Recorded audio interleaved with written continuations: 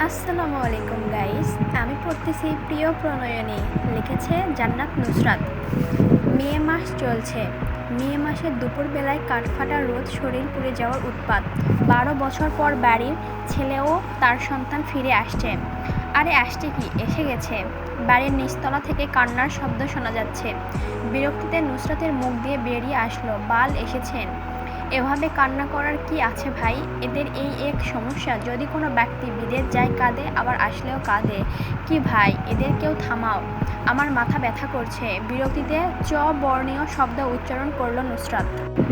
Israt introvert ধরনের হওয়ার নিজের মনের কথাগুলো কারোর সাথে প্রপারলি শেয়ার করতে পারে না। অনেকক্ষণ ধরে গাইগুই করছিল, কিন্তু বলার জন্য জড়তার জন্য বলতে পারছিল না। কি হয়েছে? অনেকক্ষণ ধরে দেখছি মুচড়ামুচড়ি করছিস। আসলে আসলে নকলে তোকে বলতে বলেছি। কি বলবি সেটা বল। নিচে যাবি না? বড় আব্বু আর ফুপির সাথে দেখা করতে অনেকক্ষণ হলো তো এসেছে। নুসরাত চোখ রাঙালো। ইসরাত করুণ মুখ করে তাকিয়ে থাকলো। নুসরাতকে জিজ্ঞেস করলো, আমি তোর বড় না? তুই আমার বড়। তুই বড়, তুই কি জানিস না এটা? আজব প্রশ্ন করে ভুলে গেছিস নাকি? তাহলে আমাকে চোখ রাঙাস কেন? আচ্ছা শোন, একটা কথা বলি। কি? তুই এদের থেকে দূরে থাকবি। এরা এক একটা বিষাক্ত সাপ। সুযোগ পেলে সবল দিতে দেরি করবে না, বিশেষ করে বড় ফুপির থেকে। ইসরাত কিছু বলতে নিলে নুসরাত বলল, আগে শেষ করতে দে, তারপর তোর বক্তব্য দিবি। ইসরাত মাথা নাড়ালো আর বিলতে ফেললো, ওই সাদা কালো বিলাইদের থেকে দূরে থাকবি। আর বড় আব্বুর থেকেও। ওই বেটার সাথে কথা বলবি না। এত বছর খোঁজ নিল না, এখন আসছেন ভালোবাসা দেখাতে। দেখবি এখন ভালোবাসা উতলে পড়বে। এদের আশেপাশে যেতে তোকে যেন না দেখি। দূরে থাকবি। বড় আব্বুকে আমার মোটেও পছন্দ না। ওরা আবার কি করেছে তুই বুঝবি না। ওদের আশেপাশে যাবি না। তুই এত সুন্দরী, তোর নজর লেগে যাবে। যাহ, কিসব বলিস? হাত দিয়ে হালকা থাপ্পড় মেলে বলল ইসরাত। এসিটা অন কর না। তাহলে ফ্যানটা চালা না, বিল উঠে যাবে। তুই তো আর বিল দিবি না, আব্বু দিবে। আহা, বুঝিস না কেন? সঞ্চয় করছি এখন থেকে ভবিষ্যতের জন্য। তুই এত অলস কেন? বলে দে, এখান থেকে উঠতে পারবি না। আর আব্বুর টাকা সঞ্চয় করে কি হবে? আমরা ছাড়া কে খাবে? জানিস, তাহলে বলছিস কেন? কাজের জন্য। আব্বার টাকা আমি খাবো। হয়েছে, এখন চুপ। অন্যদিকে সকলের সাথে কুশল বিনিময়ের শেষে নিজেদের মধ্যে কথা বলছিল সৈয়দ বাড়ির লোকেরা। হেলাল সাহেব অনিকা আর আরিশাকে ডেকে নিজের পাশে বসালেন। হালকা হেসে বললেন, মায়েরা আমার, কেমন আছো? আলহামদুলিল্লাহ। বড় আব্বু, আপনি কেমন আছেন? আলহামদুলিল্লাহ। পড়াশোনা কত দূর? আমি এবার এইচএসসি দিয়েছি, আর আরিশা এসএসসি ক্যান্ডিডেট। ভালো ভালো করে পড়াশোনা করো। রেজাল্ট ভালো হলে তোমাদের উপহার দেওয়া হবে। সেটা বুঝলাম, কিন্তু ফ্রান্স থেকে আমাদের জন্য কিছু নিয়ে আসেননি? হেলাল সাহেব অথই মেলে হাসলেন। এনেছি মা, এনেছি। তোমাদের জন্য না এনে আমি থাকতে পারি? খুশিতে হো হো করে উঠল অনিকা আর আরিশা। ইসরাত নুসরাত কোথায়? আসছি পর্যন্ত দেখতে পেলাম না। অনিকা বলল, আপুরা রুমে। বড় আব্বু ও। কথার সমাপ্তি ঘটল গম্ভীর রাশভারী গলার আওয়াজে। আব্বু, আমার রুমটা দেখিয়ে দিলে ভালো হতো। এই জাইনকে কেউ তার রুম দেখিয়ে দাও। হ্যাঁ বাবা, চলো, আমি নিয়ে যাচ্ছি তোমাকে তোমার রুমে। লুৎফা বেগম ছুটে এসে বললেন।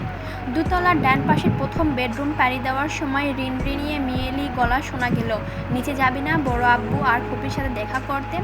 ফর্মাল শার্ট ও প্যান্ট পরিহিত সুদম দেহের এক পুরুষ উঠে দাঁড়ালো, শান্ত অথচ গম্ভীর গলায় বলল, আপনারা কথা বলুন, আমি রুমে যাচ্ছি। আরিশা, প্লিজ আমাকে আমার রুমটা দেখিয়ে দাও।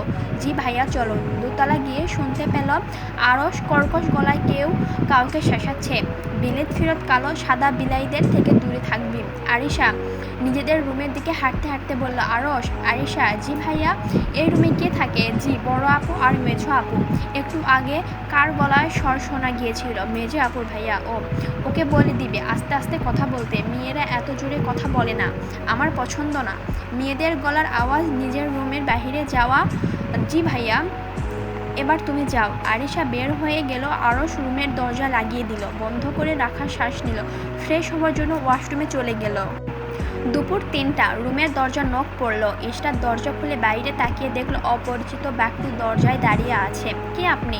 ইশরাতের কাছে মুখের ডিজাইনটা চেনা পরিচিত মনে হলো। আরে, আমাকে চিনতে পারছো না? আমি জায়ান, তোমাদের কাজিন। চঞ্চল চিত্রে বলে উঠল শ্বেতবর্ণের ছেলেটা। ও জায়ান ভাইয়া, আসসালামু আলাইকুম, কেমন আছেন? ওয়ালাইকুম আসসালাম। আলহামদুলিল্লাহ ভালো আছি। তুমি কেমন আছো? জি ভালো। তোমার নামটা জানতে পারি? আসলে চিনতে পারছি না, অনেক দিন পর। না না, কয়েক বছর দেখা। আমি ইসরাত। ভাইয়া আসুন, ভিতরে আসুন। জায়ান রুমের ভিতর প্রবেশ করে দেখলো বেশ পরিপাটি করে রাখা। বিছানায় বসতে গিয়ে চোখ পড়ল মেঝেতে, সেখান থেকে চুল দ্বারা আবদ্ধ একটি মাথা বের হয়ে আসলো। মুখ থেকে চুল সরাতে সরাতে বলল, কোন বাল এসেছে এই অসময় আমাদের রুমে? নুসরাত গালাগাল করতে না করেছে, তারপরও তুই গালাগাল করছিস, মানুষ চোখে লাগে না তোর? কোথায় মানুষ? চারদিকে চোখ ঘুরিয়ে বলল জায়ানকে। হঠাৎ করে খেয়াল করলো নুসরাত। জায়ানের উপর থেকে নিচ পর্যন্ত চোখ ঘুরিয়ে বলল, এ আবার কে? ও জায়ান ভাই, আমাদের কাজিন। জায়ান, এ আবার কে? কখনো তো নাম শুনিনি। আচ্ছা যাই হোক, কেমন আছেন? আমি জানি আপনি ভালো আছেন, কষ্ট করে আর বলতে হবে না। ভালো আছেন বলে এখানে আসতে পেরেছেন। তুমি তো দেখি তোমার তুলনায় বেশি কথা বলো। এতদিন জানতাম শুধু আমিই বেশি কথা বলি, এখন দেখি তুমিও। তোমাকে আমার অনেক পছন্দ হয়েছে। আপনার কথা শেষ হলে আপনি আসতে পারেন। কি? নাক মুখ কুচকে জায়ান বলল, বলছি এবার নিজের রুমে যান। আর কতক্ষণ আমাদের রুমে থাকবেন? জায়ান তাকিয়ে থাকলো শ্যামবর্ণের মেয়েটির দিকে। নুসরাত, এটা কি ধরনের অসভ্যতমই? আচ্ছা তাহলে আসি ইসরাত। নুসরাত বলল, হ্যাঁ হ্যাঁ আসুন।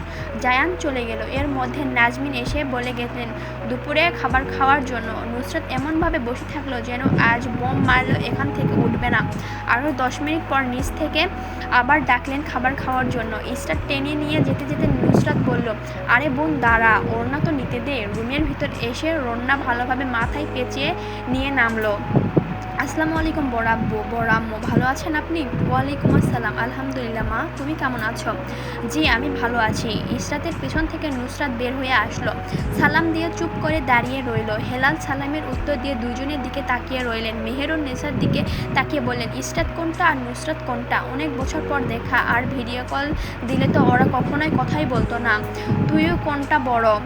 নুসরাতের দিকে আঙুল দ্বারা ইশারা করে বললেন, ওইটা নাসিরের বড় মেয়ে। আর এটা ইসরাতের দিকে ইশারা করে বললেন, ও ছোট মেয়ে।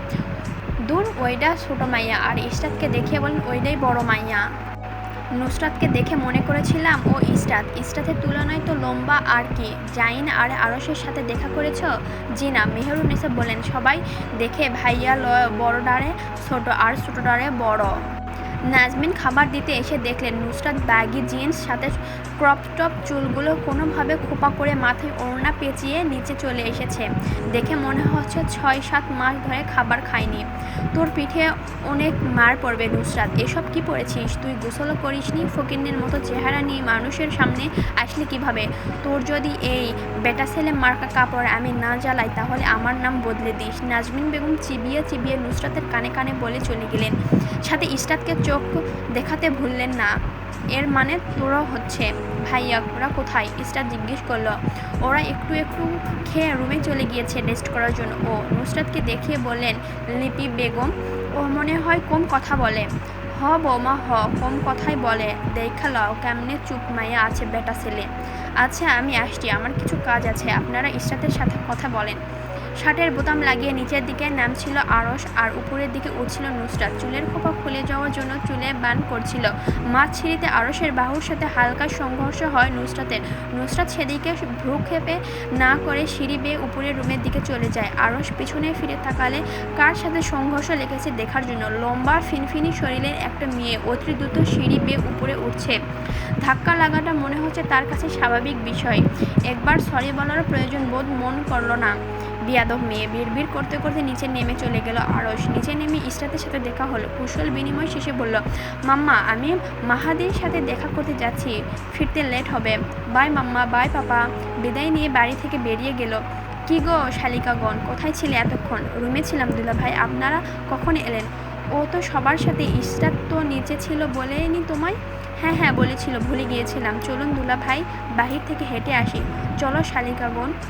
বাগানে গিয়ে সাজিদা আর মমর সাথে দেখা হলো। মমো খেলা করছিল শুভ্রর সাথে। সাজিদা তার পাশে মোবাইল স্ক্রল করছিল। সাজিদা ও মমর সাথে কুশল বিনিময় করার পর দুই বোন শুভ্রের সাথে খেলা করতে লাগলো। মে মাসে কখন বৃষ্টি হয় কখন রোদ হয় বোঝা মুশকিল। আর এটা সিলেট অঞ্চল, হওয়ার বৃষ্টি পুরোই বছরেই হয়। এতক্ষণ রোদের জন্য শরীর পুড়ে যাচ্ছিল, আর এখন আকাশ মেঘলা হয়ে গেছে। কিরে মামা, দেখা হয়েছে বিদেশিদের সাথে? তুই দেখা করেছিস? না, এখনও করিনি। রাতে এমনিতেই দেখা হবে। জানিস, জাইন ভাইয়া আর জায়ান ভাইয়া দেখতে একই রকম। এই গাধি, ওরা যমজ, এজন্য একই রকম দেখতে। মাথায় হাত বুলিয়ে মোমো বলল, উফ, মারস কেন? বলদের মতো কথা বললে মার খাবি। গরমের দিনে এসব কি হয়? সকালের রোদ, বিকেলে বৃষ্টি। বিরক্ত সহিত কথাটা বলল সাজিদা। এর মধ্যেই জোরালো বাতাস শুরু হলো। বাতাসের সাথে কিছুটা বৃষ্টির ফোঁটাও পড়ল। সাজিদা ওর ছেলেদের নিয়ে বাড়ির ভিতরে চলে গেল। মোমো আর শুভ ও কথা বলতে বলতে ভিতরে চলে গেল। ইসরাত, আমায় জুতোগুলো নিয়ে বাসায় ভিতরে যা, আমি বাড়ির পিছন দিকে যাচ্ছি। এখন আবার কোথায় যাচ্ছিস তুই? আসছি, বাগানে একটু কাজ আছে বলে চলে গেল। মুষলধারে বৃষ্টি শুরু হয়েছে। ইসরাত দৌড়ে বাড়ির ভিতর গিয়ে থেমে গেল, কারণ পিছন থেকে কেউ তার হাত চেপে ধরেছে। ধীরে ধীরে পিছন ফিরিয়ে তাকিয়ে দেখলো একটা ছেলে তার হাত চেপে ধরে দাঁড়িয়ে আছে। ভ্রু কুঁচকে তাকালো ইসরাত, কিছু জিজ্ঞেস করতে যাবে এমন সময় গমগমে পুরুষালী গলায় সরে পুরুষটি জিজ্ঞেস করলো, বৃষ্টিতে ভিজছস কেন?